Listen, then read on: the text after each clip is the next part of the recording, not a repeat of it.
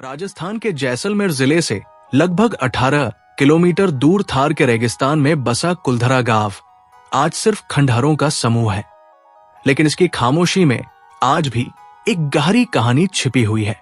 कहा जाता है कि ये गांव करीब 800 वर्ष पहले पालीवाल ब्राह्मणों द्वारा बसाया गया था, जो अपनी बुद्धिमत्ता, खेती और जल प्रबंधन की अद्भुत तकनीकों के लिए प्रसिद्ध थे। रेगिस्तान जैसी कठोर भूमि में भी उन्होंने बावड़ियों, कुंडों और भूमिगत जल नालियों की सहायता से हरियाली पैदा कर दी थी। कुलधरा केवल एक गांव नहीं था, बल्कि उससे जुड़े 84 गांवों का केंद्र था, जहां समृद्धि, शांति और सामूहिक जीवन का अनोखा उदाहरण देखने को मिलता था। समय के साथ जैसलमेर रियासत में सत्ता का स्वरूप बदलने लगा और अत्याचार बढ़ता चला गया। उस समय जैसलमेर का दीवान सलीम सिंह अपने क्रूर स्वभाव और अहंकार के लिए जाना जाता था।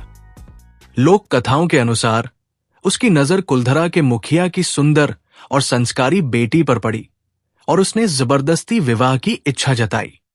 साथ ही ये धमकी भी दी कि यदि उसकी बात नहीं मानी गई तो पूरे गांव पर भारी कर लगा दिया जाएगा और कुलधरा को नष्ट कर दिया जाएगा। ये धमकी केवल एक परिवार के लिए नहीं, बल्कि पूरे समुदाय के सम्मान पर हमला थी। इस संकट की घड़ी में पूरे गांव की पंचायत बुलाई गई। पालीवाल ब्राह्मणों ने मिलकर यह तय किया कि वे अपने धर्म, आत्मसम्मान और नारी की मर्यादा से समझौता नहीं करेंगे, चाहे इसके लिए उन्हें अपना सब कुछ क्यों न छोड़ना पड़े। उसी रात बिना किसी शोर शराबे के अमावस्या के अंधेरे में कुलधरा और उससे जुड़े सभी गांवों के लोग अपना घर-बार छोड़कर चले गए।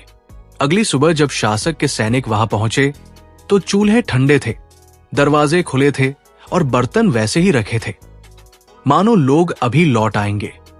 लेकिन पूरे गांव में एक भी व्यक्ति नहीं था। कहा जाता है कि जाते जाते पालीवाल ब्राह्मणों ने इस भूमि को शाप दे दिया कि यहां कभी कोई बस नहीं पाएगा। इसी कारण आज तक कुलधरा में कोई स्थायी रूप से निवास नहीं कर सका। स्थानीय लोग और पर्यटक बताते हैं कि शाम ढलते ही वहां अजीब सी बेचैनी महसूस होने लगती है, जैसे कोई अदृश्य शक्ति मौजूद हो। कभी कदमों की आहट सुनाई देती है, कभी परछाइयां हिलती दिखाई देती है और कभी बिना हवा के दरवाजे चरमराने लगते हैं।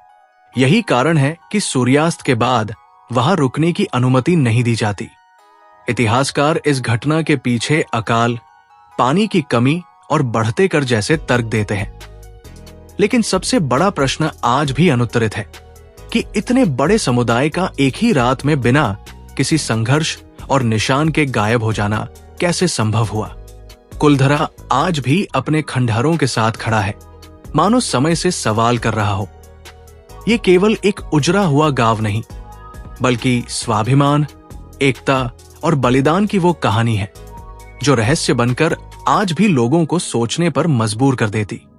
अगर आपको ऐसी रहस्यमयी और फैंटेसी कहानियां पसंद है तो वीडियो को लाइक करें, शेयर करें और DSC fantasy tales mysterious story channel को अभी सब्सक्राइब करें।